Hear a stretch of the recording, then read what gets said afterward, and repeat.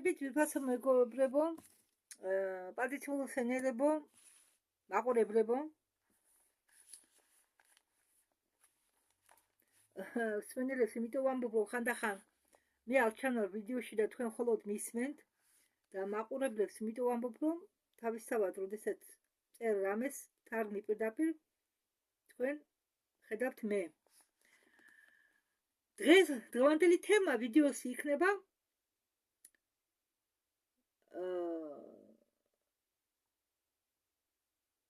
ასე ვთქვათ, ჩამარხული ქალაქები მთელი მსოფლიოს მასშტაბით. ვიქტორ მაქსიმენკოვი. ჩვენ დღეს გავარჩევთ თემას ჩამარხული ქალაქებზე მთელ მსოფლიოს მასშტაბით. და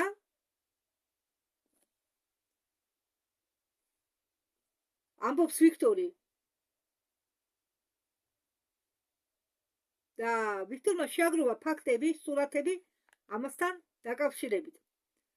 ეს ფენა, ხო, ერთი წუთით ახლა მე თქვენ განახეთ ფოტოს.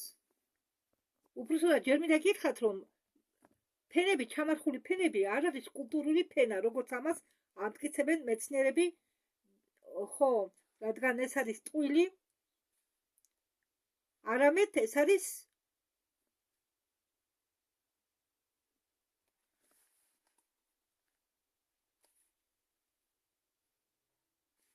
ბუკვალურად 450 წლის უკან მომხდარი კატაკლიზმის შედეგად, გლობალური კატაკლიზმის შედეგად, წარღვნის შედეგად 50 წლის უკან მომხდარმა დაფარა მთელი მსოფლიო. დასაკვირველია, თუ ეს წყალდიდობა იყო, წარღვნა იყო, წარღვნა წამოიღებდა მიწასაც, ქვებსაც, ყველაფერს და გაფანტადა მთელი მსოფლიოს მასშტაბით. და ბევრი, მე მინდა დავამატო, რომ ძალიან თითქმის ყველა ქალაქები მთელ მსოფლიოში არის ჩამარხული. სხვადასხვა თბილისში ბევრი ადგილია მასეთი, ქუთაისშიც ბევრი ადგილია მასეთი. ხო, და როდესაც მე ვეკითხებოდი დედაჩემს, თუ რატომ იყო მაგალითად ძველი ციხესიმაგრეები ასე მაგრად დაფარული მიწით, ვინ ჩაყარა იქ მიწამეთქი, დედაჩემმა მიპასუხა, რომ დრომ მტვერმა სკოლაში ისე გვიხსნიდა მასწავლებელი, რომ დრო თავისი გააკეთა და შეავსო ყველაფერი მიწით, მტვერი დაიწყებდა და გაივსო მიწით. ხო, იმიტომ რომ მაგალითად თვითონ არ იცოდნენ სიმართლე. ისინი იმას ეუბნებოდნენ მოწაფეებს და მშობლები იმას ეუბნებოდნენ ადრე ბავშვებს, რაც თვითონ არასდროს მიიღეს, ინფორმაცია, რომელიც არასდროს მიიღეს, ის გადასცეს გადახდილი ტელეფონით თავის შთამომავლობას მოწაფეებს.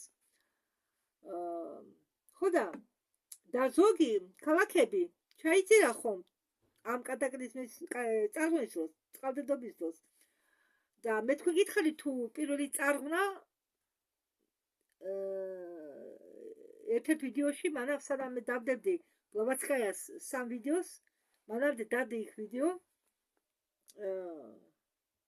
ხო, პასხეთზე, სადაც მე თქვენ მოგიღებით, თუ რომ დედამიწას გააჩნდა 3 მთვარე და პატარა მთვარე ლელია სპეციალურად დაანგრიეს, რომ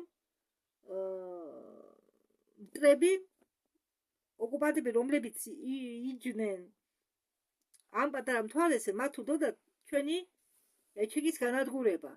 და ამ მომენტში ძალიან პანდორას სასახს ნათქვამი, კიდევ ეს ნათქვამი მაქვს, მაგრამ კიდევ გეტყვით, პანდორა რევიზიონი რომა არხი, იმ პანდორას აქვს ნათქვამი, რომ სხვა გზა არ ქონდა, ქალღმერთმა ტარა ადგა და ხალხი გაწირა, დედამიწელები გაწირა იმისთვის, რომ გადაერჩინათ ნახევრად ღმერთები. ნახევრად ღმერთები, კიდევ გეტყვით, ეს არ არიან ღმერთები, რომლებსაც ჩვენ ცემთ თაყვანს, რომელსაც სამივე რამდენიმე რელიგიას ცემს თაყვანს. ახლა ბუდიზმს არ შევეხებ, თაყვანს ცემენ, იმიტომ რომ ბუდიზმში მე ვერ ვერკვევი. არ ვარ ჯერ კარგად გარკვეული, მით უმეტეს ბუდისტები უარყოფენ ღმერთს, როგორც შექმნელს, საერთოდ ღმერთებს უარყოფენ და მათ წამთ მარტო ნირვანასი და ხო, იმ ღმერთები, რომლებსაც დედამიწას იცემენ თაყვანს, სცენარში ღმერთები კი არ არიან უცხო პლანეტელები და ჩვენზე ძლიერები, ჩვენზე მაღლი მასში გიგანტები იყო ეს ნახევრად ღმერთები და ისინი იხოცებოდა მაგრად. იხოცებოდნენ მტრების დაყენებულ მახეშიც ებმებოდნენ. დიახ, და ბევრიც იყო დაპყრობილი. ამიტომ რომ გადაერჩინა ღმერთები, რადგან ღმერთების გარეშე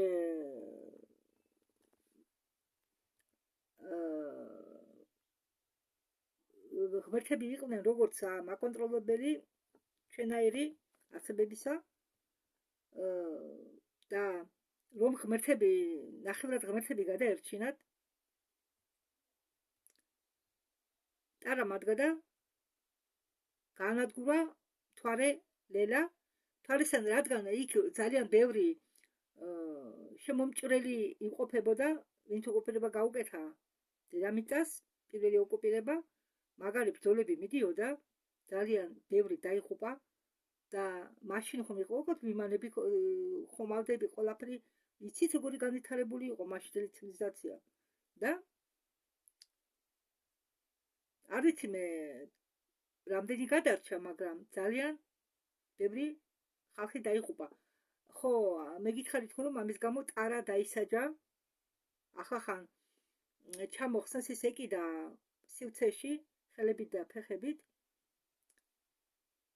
და ახლა ხან ჩამოხსნეს ტარა განთავისუფლეს და ტარა მოუხადა ბოდიში ადამიანებს სხვა გზა მაგი გასამტყუნი არა რადგან სხვა გზა არ იყო ნაკლები ჭირი უნდა აერჩია ასე ვთქვათ ხონდა მაშინ მოხდა პირველი წარღვნა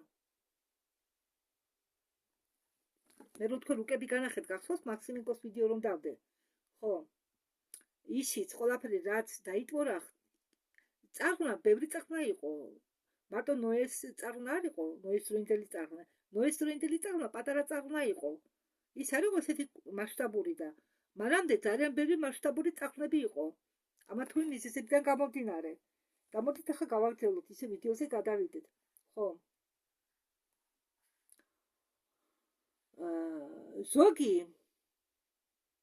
ქალაქები მიწით დაიფარა და ჩვენ მიწით დაიფარა როგორ ახლა წყალი ქვიშა ეს ტალახი ხო გაქვავდა გადაიქცა მიწად ხო და ამიტომ ამბობენ რომ მიწით დაიფარაო ბევრი ქალაქები მიწით დაიფარა ბევრი ქალაქი ჩაიძირა მე ცალკე მე თქვენ ვიდეოს გაგიკეთებ ჩაძირულ ქალაქებზე მაქსიმენკოს აქვს ეს გამზადებული ვიდეო მე ხოლმე გადავთვალე და ფოტოებს განახებ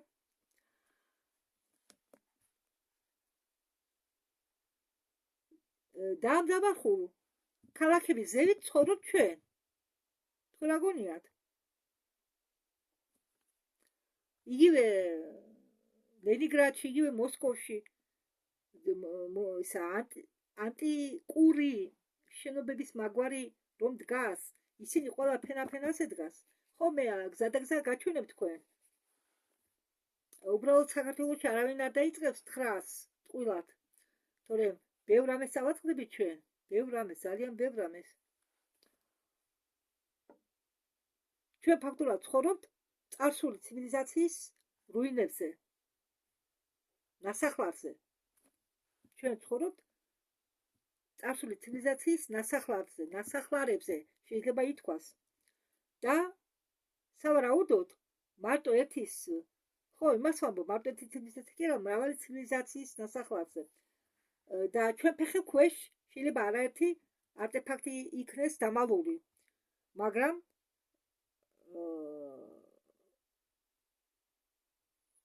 იქ შესვლა კატეგორიულად აკრძალულია კი არის ტუნელები არის სამედიცინო შახტები ბერადილას ამას მე ხარ თქვენ დამატებით გეუბნებით ნანახი მე ეს ნათქვამი მაქვს ერთ ვიდეოში არ მახსოვს ოღონდ სათაურ ხო და ზოგადღილას უგზავნენ შესვლას იცით რა არტეფაქტების ადგილ სამყოფელს არავინ გეტყვით თუ შემთხვევით ვინმე არ აღმოაჩინა ესე იგი ჩვენ ცხვირწინ დენა ყველაფერი მაგრამ ჩვენ ამას არ გვანახებენ, სანამ დრო არ მოვა. 2017 წელს, როდესაც დაიწყეს პოლიტექნიკური მუზეუმის რეკონსტრუქცია მოსკოვში, აღმოჩნდა, რომ შენობა იყო ჩამარხული 5 მეტრის სიღრმეში და მოსკოვში ასეთი ჩამარხული შენობები მრავალია. ამბობენ, რომ მუზეუმის შენობა მიწის ქვეშ 18 მეტრით სიღრმეში ჩადის ფუნდამენტამდე. არსებობს მიწისქვეშა ტერიტორიები, რომლებიც არ არის შესწავლილი. ამ ლაბირინთის რუკებიც არ არსებობს. აი ეს შენობა პოლიტექნიკური მუზეუმის რეკონსტრუქციის დროს მოსკოვში აღმოაჩინეს მიწისქვეშა, როგორც თქვენ გეუბნებოდით, სართულები, ხო, როგორც წინათ გითხარით, და მიწისქვეშა სართულები ჩადის 18 მეტრით სიღრმეში ფუნდამენტამდე. ამის ქვევით კიდევ 18 სართულია წარმოიდგინეთ ამ შენობის ქვეშ. აგერ კიდევ ერთი ფოტო. მოსკოვში ამდაგვარი ფოტოები ბევრია. რეკონსტრუქციის და რემონტის დროს რომ ნახულობენ ქვედა დაფარულ სართულებს. მაგალითად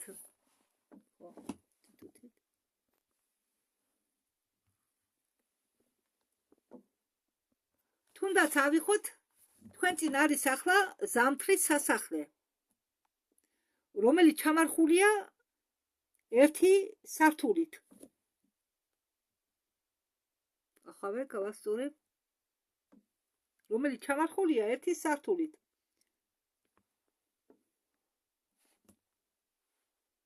ერთი ოფიციალური ვერსიის თანახმად ქალაქი შენდებოდა ჭაობზე.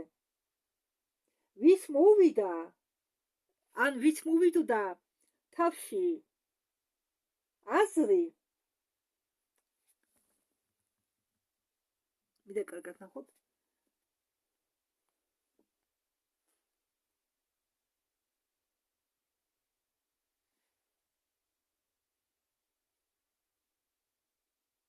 სარდაფები აეშენებინათ დაჭაობებულ ადგილებში. ხო.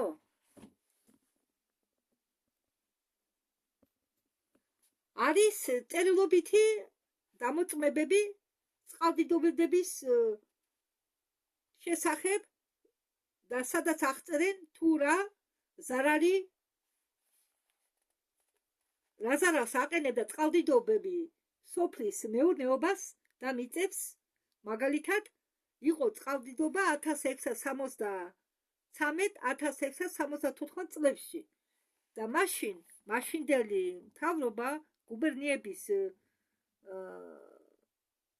ვინც იყო გუბერნიების სათავეში, ისინი აკეთებდნენ აღწერას, რადგან შეწყდა შემოსავალი სოფლებიდან, რადგან ხალხი დაზარავდა და ვერ უხდიდა ხარკს მთავრობას. გასაგებია, რომ პირველი აღწერა რატომ გვაქვს 1946 წლიდან, რადგან ეს წყალდიდობების ეტაპები დაიწყო 1646 წლიდან და მაშინ ჩატარებულა პირველი აღწერა მოსახლეობის. იმის შემდეგ სულ ტარდება მოსახლეობის აღწერა. ხო, მე თქვენ წინა ვიდეოებში რუკებს რო განახედეთ, იმ ვიდეოებში ხო, წარღვნა მე-17 საუკუნის წარღვნა რუსეთში, ტარტარიაში და მონღოლეთში, ხო, იქ სათავეში წერია. ხო, იქანე იმ ვიდეოში მე თქვენ ტაბულა წაგიკითხეთ, რომ კატაკლიზმები დაიწყო 1646 წლიდან. იოჰან ბაპტისტის ხოფმანის რუკაც განახეთ მაშინ 1720 წლის. ხო 1720 წლის სადაც მოყვანილია წყლის დონე. წყალი მოვარდა და დატყორა მთელი ისეთი გიგანტური ტერიტორიები. კაზანი, ერთი წუთი ეს ფოტო უნდა განახოთ კაზანის. ხო, მინდა გითხრათ, მათთვის ვინც არ იცის, ზამთრის სასახლე განლაგებულია ლენინგრადში. ახლა რასაკურველია, მას ქვია სანქტ-პეტერბურგი. 63. აგერ მე თქვენ გაჩვენებთ ახლა ერთი წუთით იოჰან ბაპტისტის ჰოფმანის რუკას 1720 წლის დროით აი ეს ტერიტორიები აგერ რუსეთის ტერიტორიები შემოხაზული, რაც აქაც წითლად ეს ყველა არის დატბორილი ტერიტორიები. აი ესენი. ხო, ამ წყალდიდობის შემდეგ რაც მოხდა, ბევრი ადგილი იქნა დაჭაობებული, ხო, აწი იცოდეთ, რომ სადაც არის ჭაობები, იქამდე იყო მოსული წყალდიდობის დროს წყალი. ხომ და ახლა ვინც საქართველოში ცხოვრობდა იცით თუ ჭაობები სად არის განლაგებული, თუ ვინმე ცხოვრობს სოფელში, ან ყავთ ნათესები სოფელში და დადიხარ და იცით ჭაობები სად არის განლაგებული, მაგითაც ფოთი. ფოთი იყო ჭაობი. და ჭაობზეა გაშენებული ქალაქი. ჭაობი გააშრეს. და ფოთში 1-2 მეტროზე, რომ 2 მეტროზე ამოთხე მიწას წყალი დგება. წყალია 2 მეტროს შემდეგ, წყალი. მე კიდეც არ ვიცი ის კუნძულის ტერიტორია როგორ არსებობს. იქ იმდენი ბინები აშენებული და როგორ არ ჩაინგრა მიწა. ხო, ამ წარღვნის შემდეგ ბევრი ტერიტორია გადაიქცა უდაბნოდ. მაგალითად, უდაბნო უკრაინაში 3 უდაბნოა. 3 უდაბნო. ერთ უდაბნოს ქვია ალიოშკინი პესკი, რომლის ქვეშ არის არტეფაქტი, ერთ-ერთი არტეფაქტი ჩამარხული, რომელსაც უძახიან დუგებს. დიახ, და იმ ადგილს ამიტომ ართმობენ. იმ ადგილზე ალიოშკინი პესკი, უდაბნოს ქვია ალიოშკინი პესკი. ხო და იქ ის უცხოპლანეტარული არტეფაქტები ჩამარხულია იქ. და როდესაც უზარმაზარი პლეადენელების მთელი არმადა შემოვიდა მზის სისტემაში, ყველა გააქტიურდა ეს დუგები მარტო უკრაინაში არა ჩამარხული, მთელი მსოფლიოს მასშტაბითაა ჩამარხული და გააქტიურა ეს დუგები. მე თქვენ დუგებზე 2 ვიდეო მაქვს დადებული, რომელზეც ყვებოდა ჯიპეი, რომელიც სტუმრად ყავდა მაიკ სალას. ჯიპეი, ელენა და ნანი. ხო, მოძებნეთ იქა, იმ ვიდეოში არის დუგებზე საუბარი. თუ გაინტერესებთ, ქართულად მაქვს ეს გადათარგმნილი. სადაც არის მაიკ სალა, ჯიპეი და ელენა და ნანი. ხო და ამიტომ იმ ალიოშკინი პესკის გარდა არის კიდე 2 უდაბნო იქა უკრაინაში. ხო. იგივე გობის უდაბნო. არა, უდაბნო შეიძლება ბევრ ადგილას წარმოიშვა ატომური ომის შემდგომ. დიახ. მაგრამ მე მაგალითად ახლა უკვე ვიცი, რომ თუ სადმე ჭაობებია, არა, ყველგან არა შეიძლება და შეიძლება მდინარის წყალი იყოს დიდდება ხოლმე გაზაფხულზე ხო მდინარეები და შეიძლება წყალი მაგიტომაც დარჩა. გაჩვენე ახლა ადგილმდებარეობას. მაინც საინტერესო ინფორმაცია, ხო? აი, როგორც იქნა კაზანამდე მოვედით, ეს არის კაზანი. რუსეთის ქალაქი კაზანი. რუსეთის ქალაქი კაზანი. ხო, ქართულად კაზანი. ხო და ქალაქის ცენტრში არის დაუმთავრებელი შენობა. აქ ცდილობდნენ აეშენებინათ მიწისქვეშა ქუჩა და შემთხვევით წააწყდნენ მიწისქვეშა ნაგებობებს. ფანჯრები და კარები დამარხულია 4-5 მეტრის სიღრმეში. დააკვირდით. ამას კულტურულ ფენას ვერ დააბრალებ.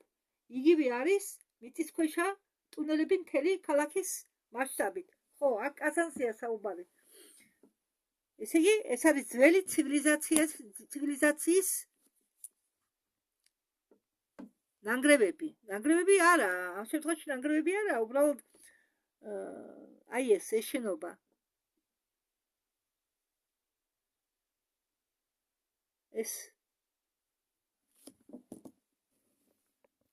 ესეც ქალაქი კაზანია, ნახეთ, კარები და ფანჯრები იყო ჩამარხული.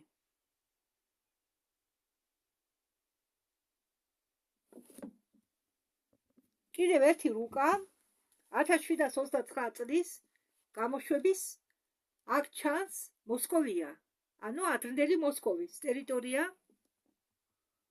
ადრე მოსკოვის ტერიტორიას მოსკოვი არ იყო ასეთი დიდი, მოსკოვი იყო პატარა და უძახდნენ აი ეს მოსკოვია. მოსკოვი მერე გადიდა, მერე შემოიერთა ტერიტორიები გარშემო. აი ამ ხელა იყო მოსკოვი ადრე. აი ამ ხელა იყო. მარტო მოსკოვი იყო ცალკე სახელმწიფო. მოსკოვია ერქვა. ხო და აქ ახლა წითლად შემოხაზული აქვს ვიქტორ მაქსიმენკოვს. და აქ ჩანს მოსკოვია. თვით კაზანში არის დაჭაობებული ადგილები და კაზანის უდაბნოში ნახული იქნა ქალაქების ნანგრევები და სად არის ახლა ეს ნანგრევები. თქვენ მაგ ნანგრევებზე ცხოვრობთ. ის იგივე ქალაქებია, რომლებიც იყო აშენებული წინა ცივილიზაციის ნანგრევებზე.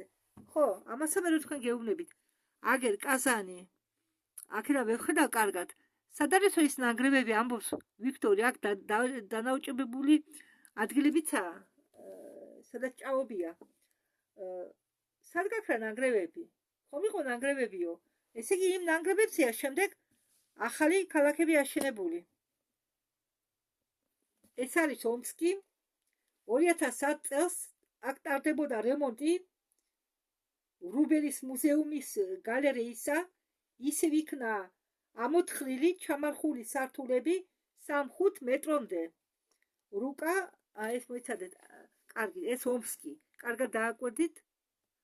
აქ იყო, აქ ქვევით 3-5 მეტრამდე არის შენობები ჩამარხული, სართულები უბრალოდ. ეს არის შემდეგ ზევით უკვე აშენებული იმ ნანგრევების ადგილას. რატო ამოთხრა ეს კაცი ფუნდამენტს, როდესაც ნახავდა აქ სიმაგრეს და ზედ დააშენებდა შენობას. ან ზოგი შენობა ჩაიმარხა უბრალოდ და დარჩა ზედა სართულები, რომლებიც შემდეგ უკვე გამოიყენა ახალმა თავის ხელისუფლება. თქვენ წინაშეა ორტელიუს აბრაჰამის რუკა 1597 წლის გამოშვება. აქ ჩანს, რომ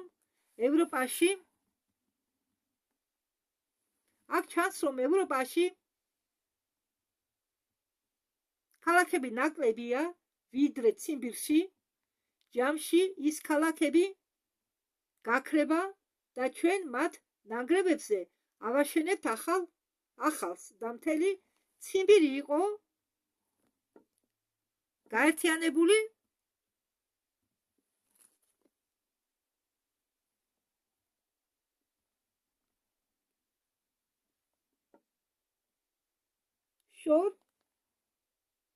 აღმოსავლეთთან, დალიმ ვოსტოკთან, შორეულ აღმოსავლეთთან და იყო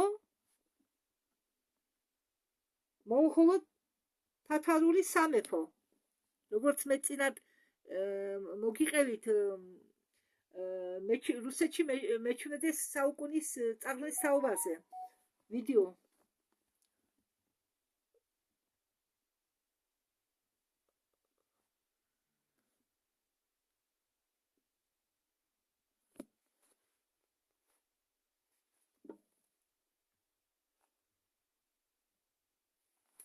ვითომ ამერიკელებმა გახსნეს 300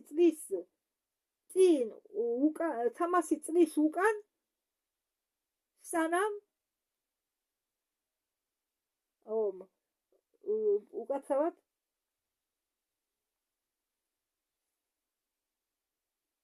ვითომ ამერიკელებმა გახსნა 300 წლის უკან ციმბირი. სინამდვილეში კი მაგ დროისთვის ახლა თამერი ატვინი. ხომ ამბობენ ხომ ამბობენ ამერიკა გახსნა ოკონობა სინამდვილეში ამერიკა გახსნეს ვითომ ამბობენ რომ ვითომ ამერიკა გახსნეს 300 წლის უკან, ხო? და სინამდვილეში მაგ დროისთვის ამერიკა აღმოჩენილი იყო უკვე. ამერიკა არსებობდა და სიცოცხლე მიმდინარეობდა ამერიკაში. ასე რომ კოლუმბს ამერიკა არ გაუხსნია, ამერიკა კოლუმბამდე იყო, არსებობდა, აღმოჩენილი იყო კოლუმბამდე. და წამოიდგინეთ რა სისულელებს ასწავლიან ბავშვებს სკოლაში. ერთ წელს აგზავნიან მოსკოვიდან პიროვნებას ჩინეთში. ის გზავრობს ციმბირით და მას ადგილობრივი მოსახლეობა უყვება. წარღვნამდე მათი ადგილები თითქმის იყო თბილი. ანუ სითბო იყო, სიცივე არ იყო ჩვენთან. ბევრი მამონტები იყო, რომლებიც სხვა ცხოველებთან ერთად დაიღუპნენ წარღვნის დროს და ეს სპილოები დარჩნენ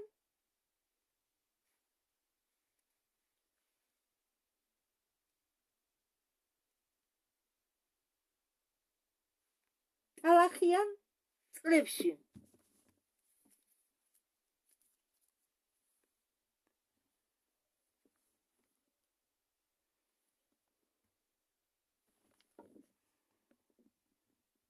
ნაჩქარევად წელ და შემდეგ ვერ ვკითხულობ. ხო, ჩაიჭირა რა, დაიხჩო. ცხოველები დაიხჩო ძალიან ბევრი. და კლიმატი უცებ შეიცვალა და აცივდაო. ეს მოსახლეობა ეუბნება იმ პიროვნებას, რომელიც მეგზავრება ჩინეთში ციმბირის გავლით და ციმბირის მოსახლეობა დაელაპარაკა ამ გზავრმა. მოგზაურმა უბრალოდ მაბადიეთ დაელაპარაკა ციმბირის ხალხს. გზაზე ხო მაინც უნდა გასულიყო, სადმე გაჩერდებოდა საწვრთნელად, მაშინ ხომ ცხენებით დადიოდნენ, ცხენსაც უნდა დასვენება ან ცხენების გამოცდა იყო საჭირო.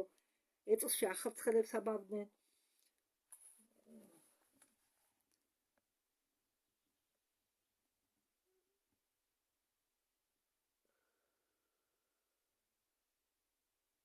და წარღვნის ხო და დაჭაობებული ადგილები მაგ ცხოველებთან ერთად გაიყინა. უცებ დავარდა სიცივე, პოლიუსები ხომ შეიცვალა. ეს პირველი წარღვნის დროს ალბათ, როდესაც მთვარის ერთ-ერთი, როგორც თქვენ გითხარით ამ ვიდეოში, იმ რუკებს განახეთ ვიდეოში, რომელიც ეხება რუსეთის მე-7 საუკუნის წარღვნას, მთვარე ერთ-ერთი მთვარის ნაწილი დაეცა, სადაც ახლა არქტიკა იმ ადგილას, იქ რუკაზე თუ დახედავთ ორმოდ ჩანა. და ერთი ნაწილი, ის რკინის ნაწილი დაეცა ჩინეთის ტერიტორიაზე, ახლანდელი ჩინეთის ტერიტორიაზე. და სადაც სიცივე რომ ჩამოვარდა, სიცივე უცებ რომ დაეცა, გაიყინა ყველაფერი, სადაც კი წყალი იყო. ჭაობი თავის გვამებიანად, იქ მარტო ცხოველების გვამები ხომ არ იქნებოდა, ადამიანის გვამებიც იქნებოდა.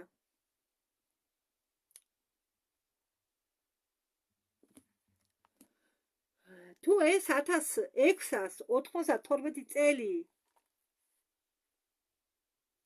ამ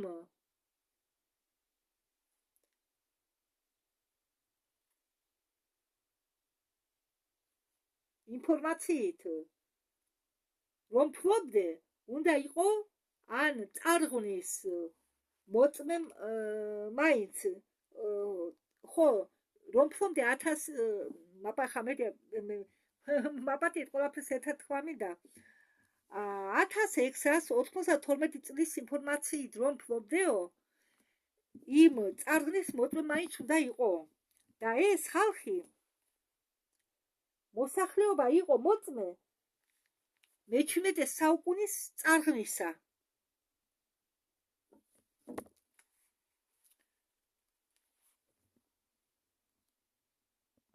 ეს არის პარიზი, ქალაქი, რომელიც შეიძლება იტრაბახოს მიწისქვეშა დამარხული შენობებით.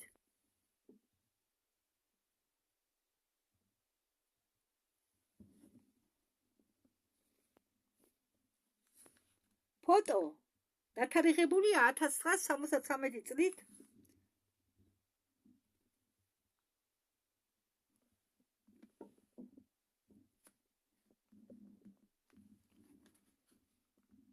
მორიგის მშენებლობის დროს აღმოჩენილი იყო არაუბრალო სართული, არამედ მიწისქვეშა ნაგებობები, რომლებიც ჩადიან სიღრმეში 5 მეტრამდე, მაგრამ მიწისქვეშეთი პარიზის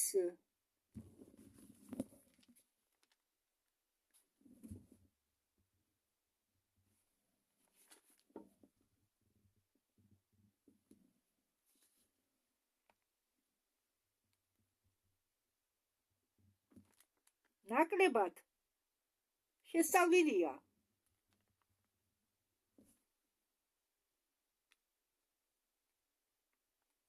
საფრანგეთში არსებობს წიგნი სახელწოდებით 15 წარღვნა.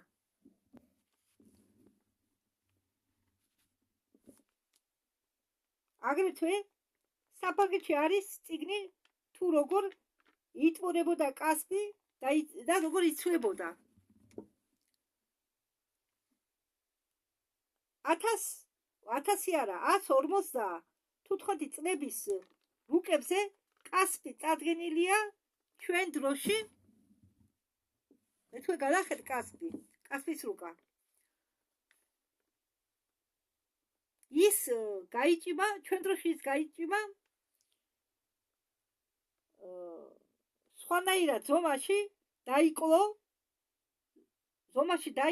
3 ჯერ და ის შრება წარღვნის შემდეგ მე-17 საუკუნეში. წლები რომ მოვარდა, კასპი მოიმატა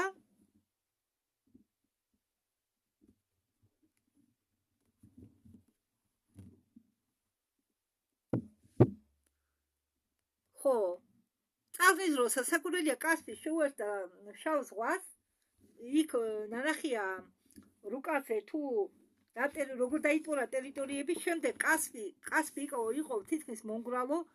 შემდეგ ის წაგრძელდა ბოლოს, როდესაც გაშრა, მას გამოიყო რაღაც ნაწილი წყლებითა დარჩა და გარდაიქმნა არალურ ზღვაში. თვითონ კასპი კი წაგრძელებულ ფორმით დაიკლო ზომაში და დარჩა წაგრძელებული ფორმის სახით. კიდევ ერთი დამარხული შენობები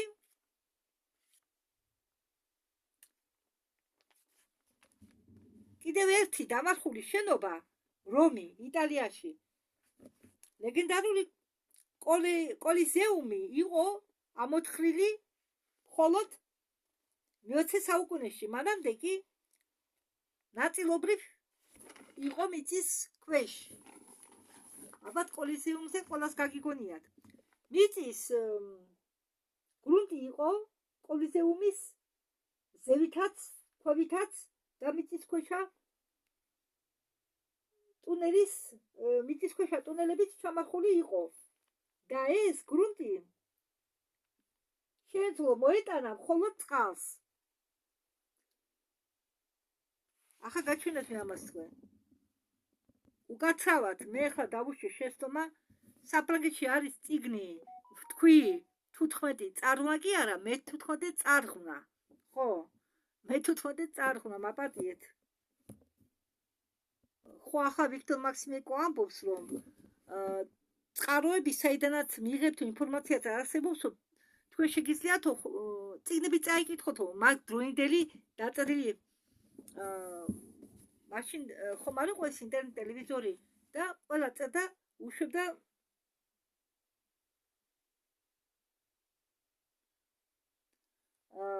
წიგნის სახით, გაზეთის სახით აწვდით ინფორმაციას ხალხს.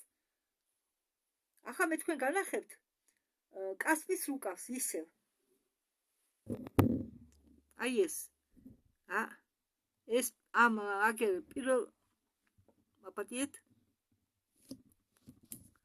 ამ პირველ რუკაზე ნაჩვენებია აგერ მთლიანად ტერიტორია რუსეთის, ახანე კასპი, მე აქ ნახა ვერ ხედავ წვრილათა ნაჩვენები. უშო ისაც თქვენ ახლა მხედველობა გაქვთ, მე ახლოს მოგიტანთ. შეხედეთ? აქა კასპის ნახავთ, გინდა რუკა თუ გაქვთ რამე გაგაჩინათ, ნახავთ კასპის. აი ეს შემდეგ მაგის მერე დატვირთვის შემდეგ კასპი როგორი იცვლებოდა, შეხედეთ? შეხედეთ? როგორი ფორმისაა, აგერ, როგორი ფორმისაა. შემდეგ აი ეს ფორმა, ნახეთ? ჯერ ამ ფორმას დააკვირდით, მერე ამ ფორმას დააკვირდით და ბოლოს გახდა აი ესეთი.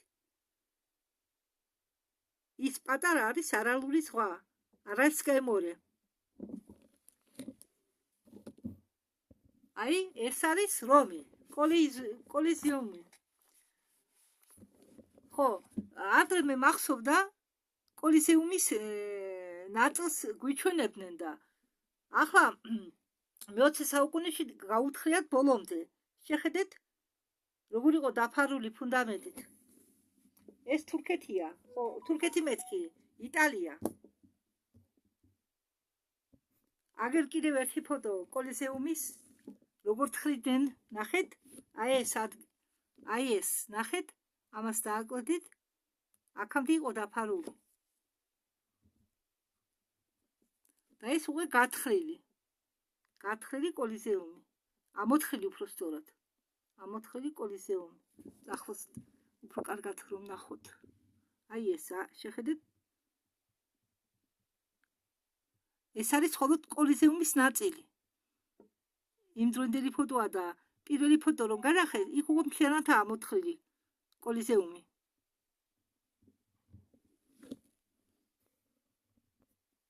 აი ესეც კოლიზიუმის ტუნელშია აღმოჩენილი. ხო.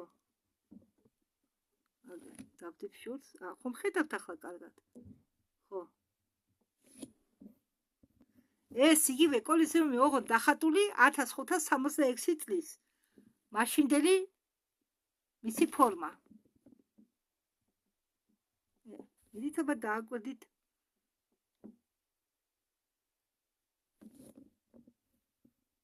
ეს კი 1574 წლის რომი.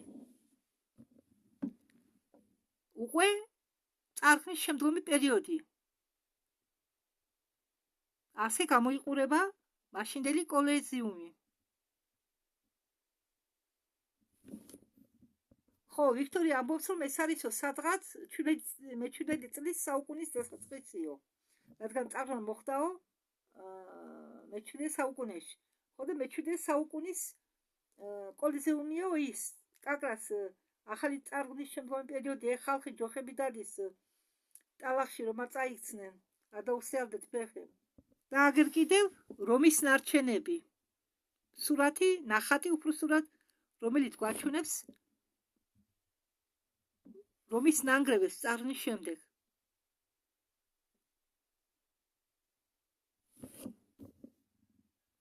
ესეც დანგრეული რომის ჩანახატი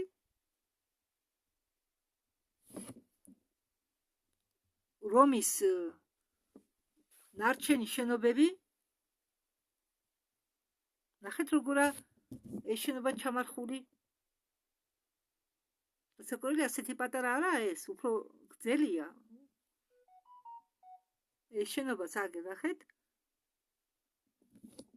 სანამდეა იწაბოსული.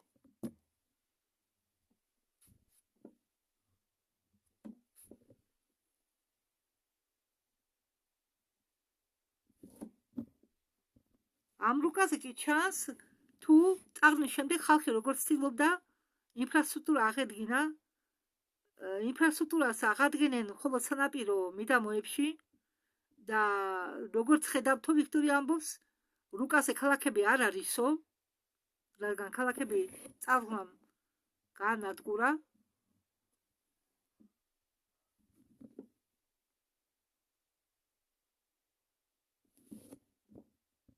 ეს არის იასონის რუკა 1650 წლის გამოშვების. კოლონა ეს არის კოლონა თურქეთში. мапатиет. Понятно, что после потопа. Да, люди выжили, вернулись, что-то восстанавливают. Но ей 500 лет назад этой гравюре как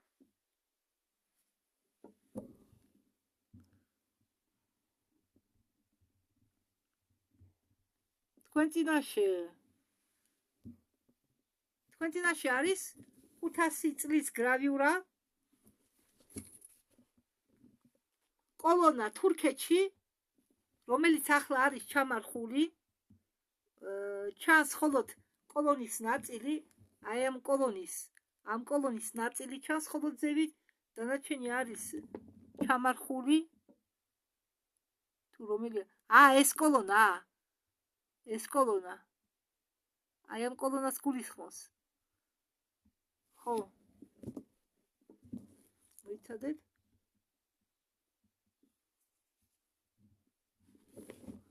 არა, აი ამ კოლონას გულისხმობს, უკაცრავად მე შემიშალა. აი ეგრე ეს მე ვერ შევამჩნიე თავიდან, აი ეს კოლონა. აგერ, ორი წითელი ხაზს ხომ ხედავთ? აი ამ კოლონას გულისხმობს ვიქტორი.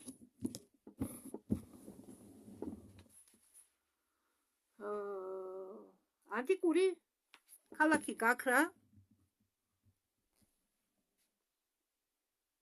თერი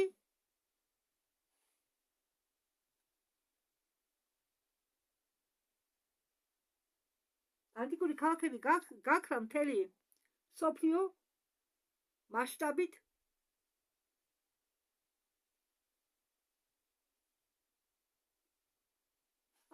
დედა მაპატიეთ. ის შემეშალა. ანტიკური ქალაქების გათხრა მთელი სოფლიოს მასშტაბით მიმდინარეობს ახლა. ამჟამად.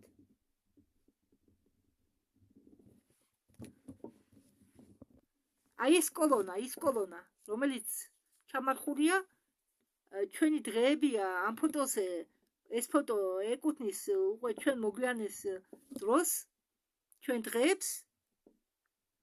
აი ეს კოლონა.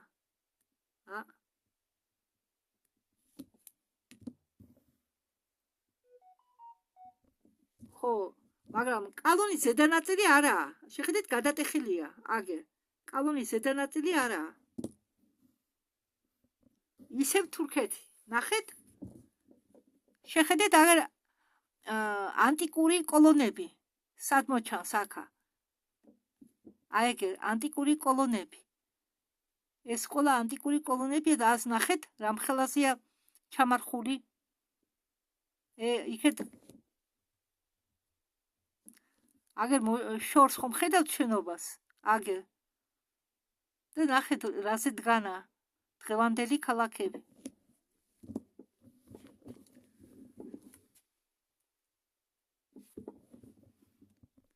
აგერ კიდევ ერთი ფოტო მასეთი და ასეთი ფოტოები არის ქვეყანა ინტერნეტში რომ შეხვალთ და შეიყვანთ. კი, შეგიძლიათ რუსულად შეიყვანოთ, რა თქმა უნდა თარგმანი იმას. თქვენ თუ გინდა დაათვალიერო თუ რამდენი ქალაქებია ჩამარხული, ენის ცოდნა არა საჭირო, თუ რაღაცა ცოტა გესმით, შეგიძლიათ ინგლისურად არა, თუმცა კი ინგლისურადაც შეიძლება. ინგლისური წადებას რომ შეიყვანთ, ან ჩადრული, ან ჩამარხული ქალაქები მაგალითად, თქვენ ამოგიგდებთ ინტერნეტი ფოტოებს.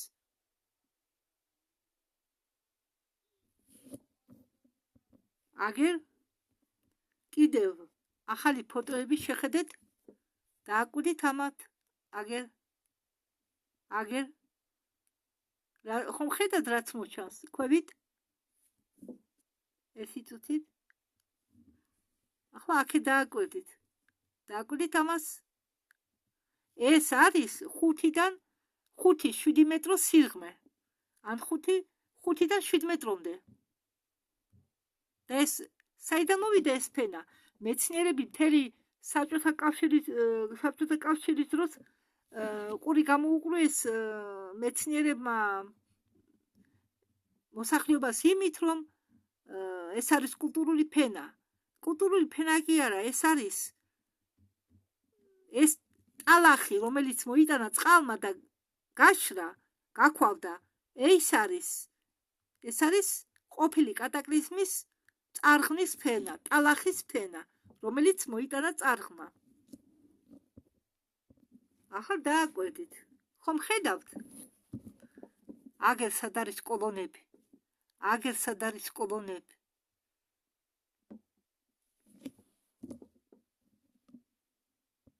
ეს არის ისრაელი. გიზა. აქ იყო 5 მეტროიანი ფენა. ახლა მე თქვენ გაჩვენებთ რაღაცას. ახლა დააკვირდით ამ კედელს. ეს არის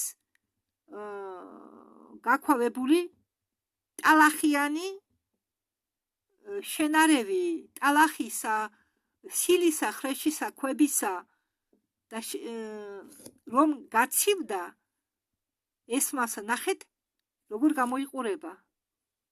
დააკვირდით ახლა ქვებით ჩანა.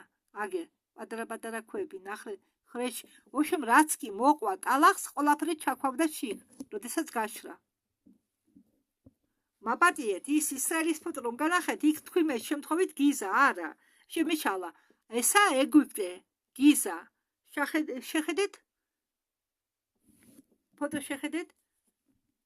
აგერ რა მოთხრილი მე კიდევ იქნება მაგით ჩათხრილი სიღრმეში. არტელიუსი აბრაჰამი 1570 წლის რუკა. თითქოს ამერიკა გამოჩნდა აქ, ჩანს რომ ქალაქები მასიურია წყნარი ოკეანის მხრიდან. ეს ჩრდილო და სამხრეთი ამერიკაა.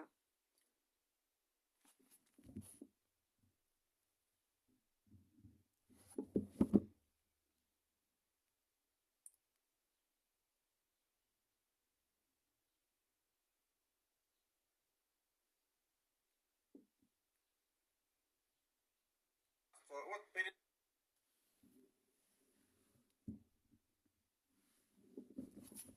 ჩრდილოეთი და სამხრეთი ამერიკა აგერ.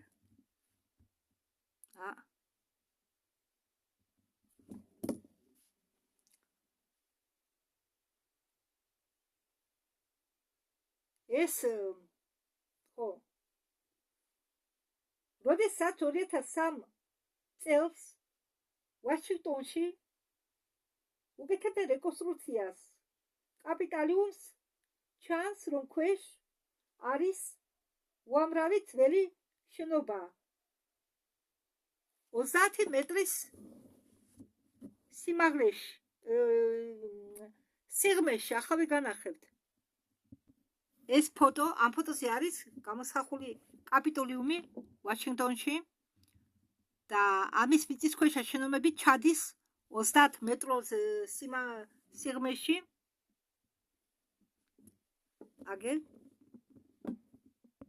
Все ссылки на материалы, как всегда, в описании. Здесь люди утверждают, что это, скорее всего, так и есть. То есть на месте более древнего здания построен современный Капитолий. И при его реконструкции как бы... ხო, და არის ვარაუდი, რომ ეს თანამედროვე კაპიტოლიუმი იყო აშენებული ძველი კაპიტოლიუმის ზედ. არა გამორიცხული, საერთოდ ყველა შენობები, თანამედროვე შენობები ანტიკურ სტილში არის აშენებული ძველი შენობების ზედ. Это стало видно, ясно и понятно. Ну, кто-то скажет, да, это просто опорные стенки. Ну да, все может быть, все нужно изучать. Факты остаются фактами, вот здесь какие-то...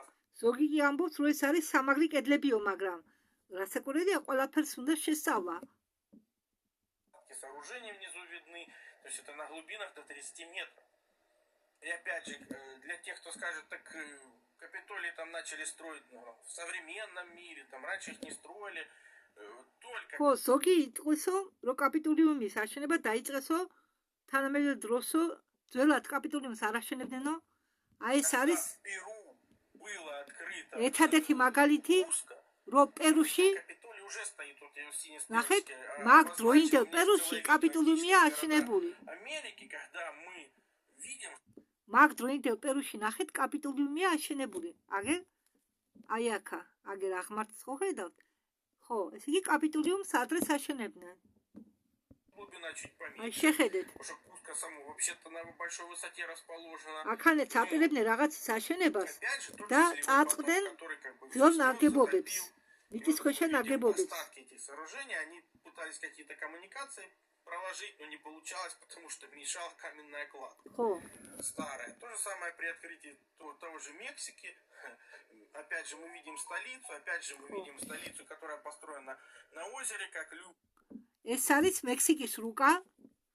დედაქალაქი გაშენებულია ტბაზე და როდესაც აღმოაჩინეს მექსიკა, მაშინდელი დროინდელი რუკაა ეს. იმ დროინდელი, როდესაც აღმოაჩინეს მექსიკა. და შეხედეთ, დედაქალაქი გაშენებულია ტბაზე, ტბის შუაში. აგერ ეს ტბა, ეს მთლიანად ტბა და დედაქალაქი გააშენეს შუა ტბაზე. ეს კი ინდოეთი. На этом фото как раз видно ярко, что раньше было одно здание, а сверху над ним просто надстроили что-то. ამ ფოტოსი ჩანა, რომ თავიდან იყო ერთი შენობა, ზევით კი მიაშენეს სხვა შენობა. Опять же, проводилась реконструкция, начали делать раскопки, нашли совершенно другое основание этого здания. То есть сверху синяя стрелка — это современный вид, а красная — это то, что было раньше. Все остальное просто надстроили. Если присмотреться ближе, то мы видим, что это опять же 3-5 метров, как и у нас, как и по всему миру. ესეც ინდოეთია, თუ დააკოდებით, სადღაც 3 მეტრომდეა ჩამარხული შენობები. ესეც ინდოეთია. В основном. И опять же, если посмотреть более подробно фотографии, видно, что слева, вот, например, уровень земли, который сейчас, и то, что раскопали. აი, კიდევ ერთი მაგალითი. გონი ესეც ინდოეთია.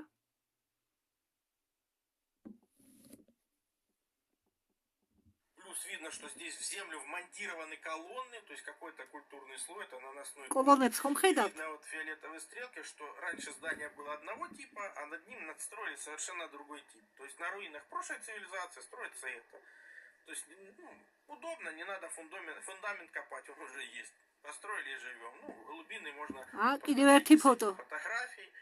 Такая гигантская глубина, то есть никакого культурного слоя здесь нет и в помине. Здесь есть наносной грунт, который принесла вода. Выводы можно сделать. მე-17 საუკუნის შემდეგ რუკებიდან ქრება მასობრივად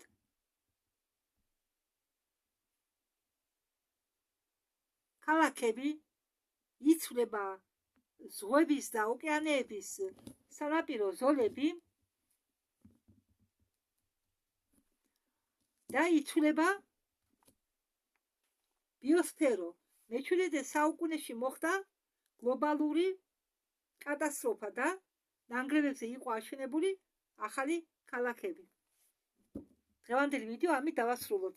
მადლობთ ყურადღებისთვის.